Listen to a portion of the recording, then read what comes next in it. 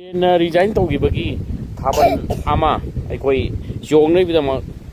chillagani Biren Chimisa resignation Toukhibagi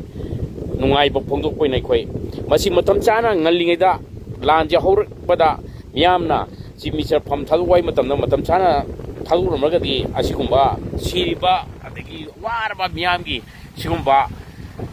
sahi ani subna miyamgi sigumba awaba asida lansida warusin purpungamdraba masida dum action jingui jingwai dan leiramba Biren hojikti Chimisa resign tawrum matamda asigumba tungan ba diverse tawurso maikai amada diverse tawurgaso ikogi lanji asumba irang tungan ma diverse tawurgaso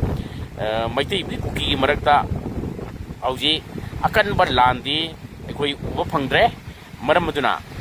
loina athubada asigumba PR leiriba MLA sina masi MLA singjina ingonda support TOTOMSHANA NONGSHABA support toromragadi government si matam chana leirangmani maram maduna hena nungai bomadi Chimisa Biren resign tawrobanina